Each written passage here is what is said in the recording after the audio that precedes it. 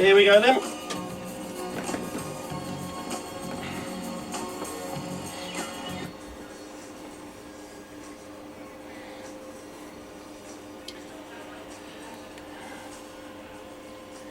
Casey and the Sunshine Band, please don't go.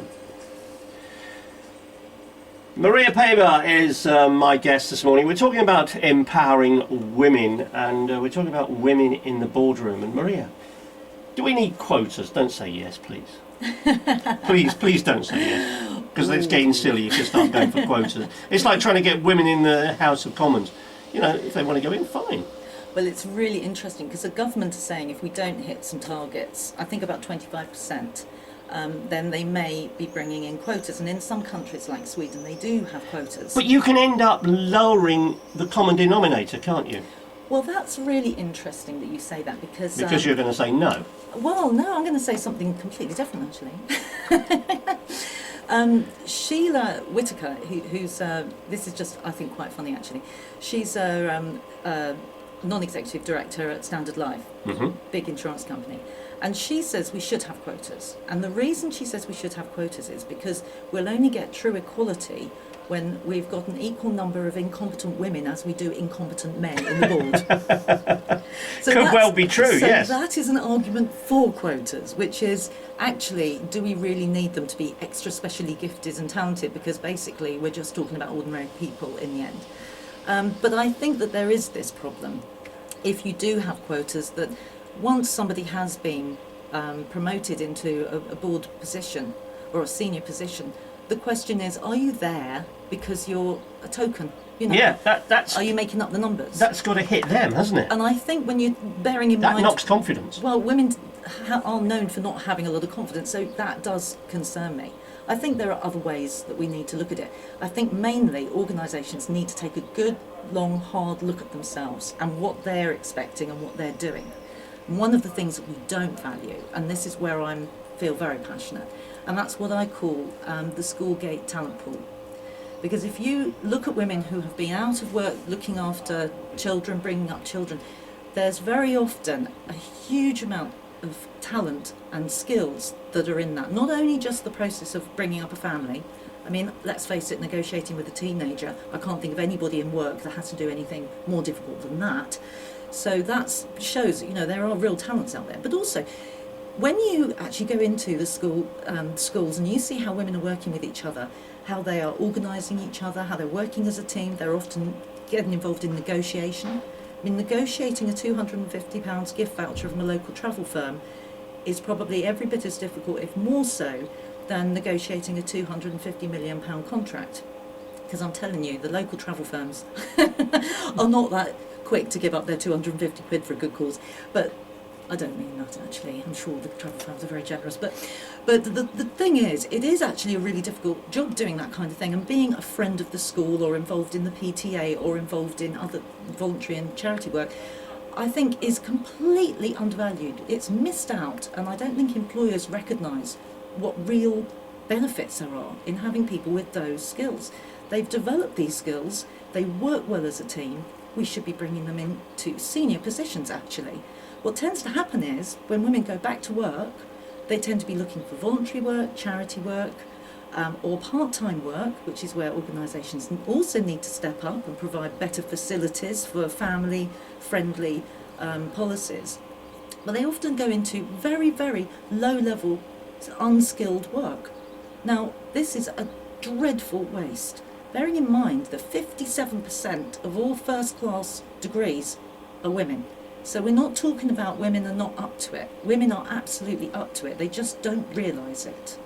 So I would say, if you were to ask me, John, which I'm sure you're going to in a minute, what would if you could get a word in? Yeah. If you were to ask me, what would I say to a woman? You know, I would say, first of all, look at your skills and recognise that they are transferable. You know, see your skills for what they are. It doesn't matter if you're applying them in this sort of narrow area. You can still use those skills elsewhere. Like I say, negotiation is negotiation. I agree with you. I don't disagree with what you're saying. But the problem is, are we going to change society? Because traditionally, women are the ones who have children. Well, they've got to be the ones who have children, but they're the ones who take the time out. And they're losing the workplace skills. Yes, they may pick up other skills, but they're losing the workplace skills for those 10 or 12 years that they're out. Well, I actually don't agree with you. I don't think they're losing skills. I think they're losing knowledge. They lack the knowledge. And to be honest, knowledge is pretty easy. You can fix that easily. And I think that the skills are definitely transferable. You just need an opportunity to apply them in a different environment. So, and I think the women don't appreciate that. I think that's half the problem, that because of the confidence issue, it's a matter of, well, I might be able to negotiate on this level, or I might be able to organise this team of people, but I couldn't do that in a firm. Why not? Why couldn't you? If you can do it in one area, you can do it somewhere else. Why can't we, I'm going to be controversial now, why can't we accept we all have roles in life? Woman's role, traditionally, has been the homemaker.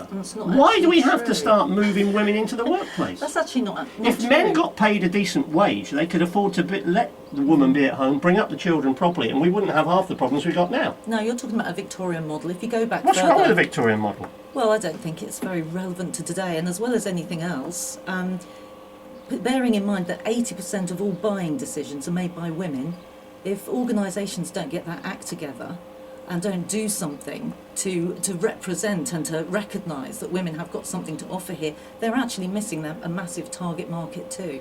So it isn't just a matter of let's do this because it's nice for women. It's let's do this because if we do it, we have a more robust economy, we have businesses that are less likely to go insolvent and bankrupt, we're going to have a better family stability if people can provide better policies so that women can go into work. And all in all, it'll be utopia for us when we can get a bit of gender equality in there, because it does benefit us all in the end. And I've no way am I against anybody who wants to take any role they want in life. What I don't like is where people are not taking roles because they don't feel good enough, and that is patently not true.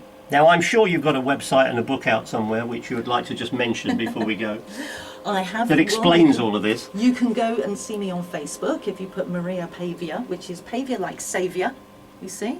So you are a saviour for women. I'm a saviour. I do my best, John. I do my best. But you can go to my Facebook site and see me there and see the personal coaching that I do for women, which is part of what we do to help women get into good positions, and I've done a lot of that with women.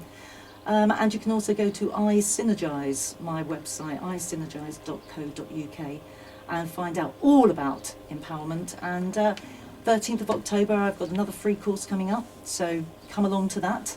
And if you go onto the website and put my name in, you can find my course and book on free of charge. Probably easiest just put Google Maria Paviour. You'll find all sorts. You'll find all sorts. Maria, thank you very much for joining us this morning. You're very welcome, John. Thank you. Traffic and Travel with Wilmot Citroen Uckfield, where service and value